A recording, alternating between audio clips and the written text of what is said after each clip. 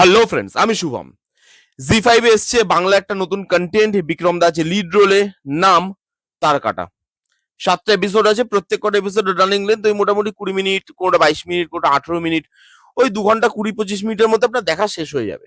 এবার এই সিরিজটা হলো কেমন, আপনার টাইমটাকে রিজার্ভ করে না করে না সেটা নিয়ে কথা বলবো এই ভিডিওতে। এবং এই সিরিজটা নিয়ে হাইপও ছিল, বিকজ অনেকদিন বাদে একটা অ্যাকশন থ্রিলার কোনো সিরিজ আমরা বাংলায় দেখতে চলেছিলাম, যেখানে মাসি ওয়েতে জিনিসটাকে প্রেজেন্ট করা হবে। অ্যাটলিস্ট ট্রেলারে তো সেটাই দেখানো হয়েছিল। এবার সিরিজটা হলো কিরকম দেখুন। এর গল্প আমি প্রত্যেক ভিডিওতে গল্প বলে ভিডিও শুরু করি, বাট এখানে গল্প বলবো না। গল্প আমি বলবো, বাট সেটা নেগেটিভ দিকে কথা বলার সময় গল্পটা বলবো। তার একটা কারণ আছে, তখন আপনি বুঝতে পারবেন। প্রথমে পজিটিভ দিকগুলো নিয়ে কথা বলে নিই। প্রথমত এখানে পারফরমেন্স প্রত্যেকের ভালো। বিক্রম দাকে দেখতে ভালো লেগেছে, অ্যাকশন করছে যখন যখন ডায়লগ বলছে, কমেডি যে এলিমেন্ট রাখা হয়েছে, বিক্রম দা যেভাবে কথা বলছে, পুলিশ অফিসার তার কেটে গেছে, সে যেভাবে বিহেভ করছে, সেই জিনিসগুলো ভালো লাগছে। তার পারফরমেন্সটাতে, তার ক্যারেক্টারটাতে অনেকগুলো লেয়ার ছিল। লেয়ারগুলো প্রত্যেকটা বিক্রম দা ভালোভাবে প্লে করেছে। এছাড়া বাকি যারা যারা আছে, সত্যম দা থেকে শুরু করে, প্রিয়াঙ্কা দি থেকে শুরু করে, প্রত্যেকে ছোট ছোট ক্যারেক্টারেও যারা প্লে করেছে তারাও কিন্তু খুব ভালো। এবং পারফরমেন্স আপনার দেখে ভালো লাগবে, খারাপ নয়। এখানে কমেডিটা ভালোভাবে ওয়ার্ক করে। এখানে অনেক জায়গায় সত্যমদার ক্যারেক্টারটা, বিক্রমদার ক্যারেক্টারটা, তাদের যে কনভারসেশন হচ্ছে ওখানে কমেডি এলিমেন্ট রাখা হয়েছে। এই যে ভুলে যাচ্ছে, ভুলে গিয়ে এবার বাকি লোক তো বিক্রমদাকে চিনতে পারছে, এবার বিক্রমদা তো ভুলে গেছে সবকিছু। এবার সে চিনতে পারছে না, সে নিজের ভেতরে ভেতরে কথা বলছে, যা চেকে কি আমি চিনি, এর সাথে কোথায় দেখা হয়েছিল, এগুলো মনে মনে কথা বলছে। এবং সেগুলোতে যেভাবে কমিক এলিমেন্টটা তৈরি হয় সেটা ভালো। সত্যমদার সঙ্গে তার যে কেমিস্ট্রি, সেই কেমিস্ট্রির মধ্যে একটা কমিক এলিমেন্ট রাখা হয়েছে, সেই জিনিসটা ভালো লাগবে আপনার দেখতে, খারাপ লাগবে না। কমেডি এলিমেন্ট প্রথম 3-4টে এপিসোডে ভালোভাবে ওয়ার্ক করে, কিন্তু পরের দিকে গিয়ে কমেডিটা রিপিটেটিভ লাগে শুনতে, যার জন্য কমেডিটা তার পরের দিকে গিয়ে একটু একঘেয়ে হয়ে যায়। বাট প্রথম দিকে কমেডিটা ওয়ার্ক করে এবং স্টাইলাইজ ভাবে শুট করার চেষ্টা করা হয়েছে। দেখুন, বাংলাতে একটা বাজেট আছে আমরা সবাই জানি, ঠিক আছে, এবং এই সিরিজটা দেখলে আপনি বুঝতে পারবেন যে এই সিরিজটা না কম বাজেটে শুট করা হয়েছে। এর মেকিং, এর ট্রিটমেন্ট, এই জিনিসগুলোতে আপনি চেষ্টাটা দেখতে পাবেন। কিন্তু একটা চেষ্টা তাকে সাকসেসফুলি স্ক্রিনে নামাতে গেলে সেই জিনিসটাকে তো বাজেটটা প্রোভাইড করতে হবে তাকে। উইদাউট বাজেটে তো হবে না। তো এখানে বাজেটটা কম এবং বাজেটের যে রেস্ট্রিকশন নিয়ে তারা কাজ করেছে সেটা বোঝা গেছে, কিন্তু তবুও স্টাইলিশ ভাবে তারা চেষ্টা করেছে। আমি সেই চেষ্টাটার প্রশংসা করতে চাই, যে এই চেষ্টাটাও অনেকে করে না। বাজেট কম, বাজেট নেই বলে তারা পিঠ দেখিয়ে চলে যায়, কিন্তু তবুও এরা চেষ্টা করেছে। যেভাবে কথা বলছে, কথার মাঝখানে মাঝখানে লেখা চলে আসছে, ঠিক আছে, ফ্ল্যাশব্যাকের সিনগুলো যেভাবে দেখাচ্ছে, অ্যাকশন সিকোয়েন্স তারা যেটুকু পেরেছে, হ্যাঁ দেখুন সেখানে বাজেটের খামতি, অ্যাকশন সিকোয়েন্স আপনি বুঝতে পারবেন, তবুও তারা যেটুকু চেষ্টা করেছে বা সেটুকু করেছে আর কি, যে হ্যাঁ ওকে ফাইন, আমাদের কাছে নেই কি করব, এটুকুই দেখাতে পারছি। তার মধ্যেও যেহেতু কমার্শিয়াল বা মাসি মুভমেন্ট বা মাসি ওয়েতে কোনো সিনেমার ট্রিটমেন্ট আমরা এখন রিসেন্টলি আর হতে দেখছি না, যে একদম কমার্শিয়াল ওয়েতে কোনো সিনেমার ট্রিটমেন্ট হবে অ্যাকশন সিনেমার। সেই জিনিসটা এখানে চেষ্টা করা হয়েছে, যেভাবে হিরোর এন্ট্রি হয়, যেভাবে হিরোর পোর্ট্রে করা হয়, হিরোকে যেভাবে দেখানো হয়েছে, ওই কমার্শিয়াল টাচটা দেওয়ার চেষ্টা করা হয়েছে। বাট বাজেটটা মাঝখানে চলে এসে গিয়ে এটার জায়গাটা একটুখানি দেখতে খারাপই লাগছিল, কিন্তু তবুও সেই চেষ্টাটার আমি প্রশংসা করলাম। এবার এই ছিল মোটামুটি পজিটিভ দিক। এবার যদি নেগেটিভ দিকে আসি, এর থেকে বেশি পজিটিভ দিক আর বের করা সম্ভব হয়নি। এবার যদি নেগেটিভ দিকে আসি, এই গল্পটা না একদম ডিটো হিন্দির গজনীর গল্প। এই জন্য আমি গল্পটা একদম প্রথমে বলিনি, একদম ডিটো। গজনীতে কি ছিল, ভিলেন হিরোইনকে মেরে দিচ্ছে, হিরোর মাথায় চোট লাগছে, হিরোর মেমোরি লস হয়ে যাচ্ছে।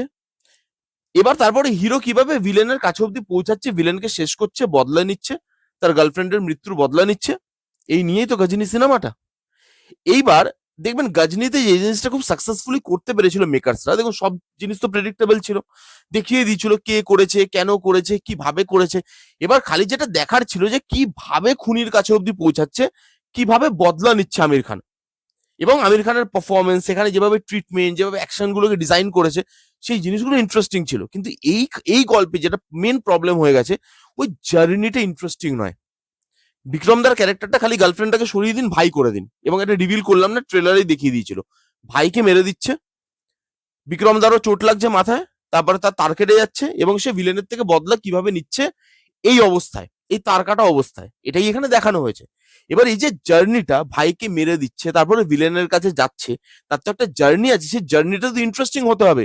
সেই জার্নিটা ইন্টারেস্টিং নয়, সেই জার্নিটা খুব প্রেডিক্টেবল। 3-4টে টুইস্ট আছে, each and every twist predictable. প্রত্যেক কটা টুইস্ট আপনি ধরতে পারবেন যে হ্যাঁ এ করেছে।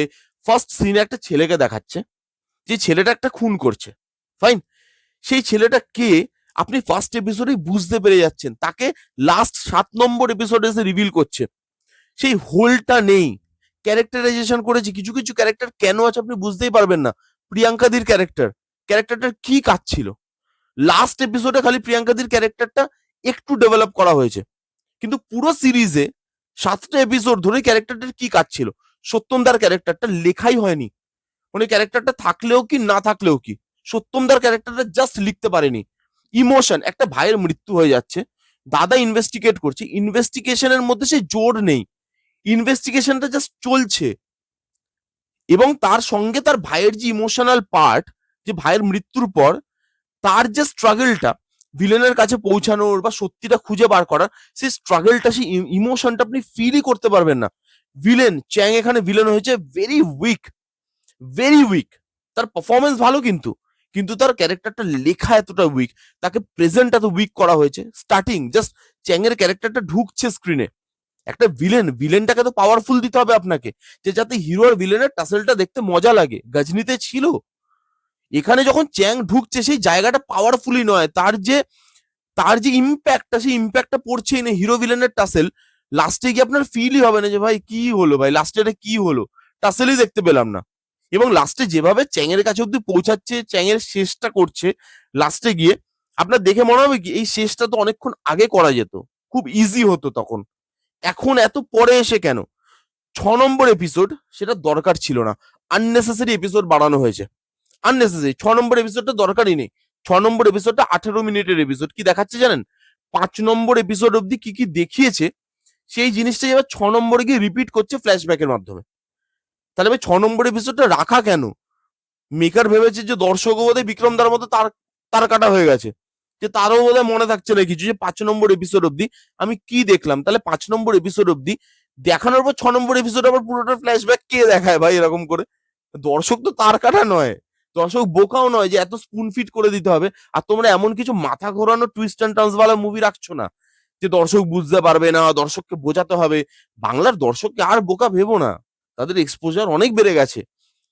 এখানে জার্নিটার সঙ্গে, ইমোশনটার সঙ্গে, ক্যারেক্টার বিল্ড আপের সঙ্গে, হিরো ভিলেনের টাসেলের সঙ্গে আপনি কানেকশনই ফিল করতে পারবেন না। লাস্ট এপিসোড দুম দারাক্কা শেষ হয়ে গেল, কিছু কিছু টুইস্ট দিল, সেকেন্ড পার্টের জন্য জায়গা রাখলো, দুমদাম শেষ হয়ে গেল। আননেসেসারি স্ল্যাংস, আননেসেসারি অ্যাডাল্ট্রি, দরকারই ছিল না এত গালাগালির। আমার ভালো লাগেনি তার কাটা সিরিজটা, ট্রুলি বলছি। 3টে পজিটিভ দিকের জন্য তো আমি আর সিরিজটাকে ভালো বলতে পারি না, আমার ভালো লাগেনি। এবার আপনারা যারা যারা দেখবেন, সবার একটা মতামত আছে, আপনারা মতামতটা জানান, কারণ সিনেমা বা সিরিজ সাবজেক্টিভ ব্যাপার, কারোর ভালো লাগবে, কারোর খারাপ লাগবে। আপনাদের দেখার পর আপনাদেরকে মতামত কমেন্ট করে জানান। এই ছিল ভিডিও। তো কেমন লাগলো ভিডিওটা জানাতে ভুলবেন না, ভালো লাগলে প্লিজ করে থামস আপ, লাইক করবেন, কমেন্ট করবেন, শেয়ার করবেন, চ্যানেলটাকে মাস্ট সাবস্ক্রাইব করবেন। দেখা হচ্ছে নেক্সট কোনো ভিডিওতে, ততক্ষণ bye bye, take care and be safe.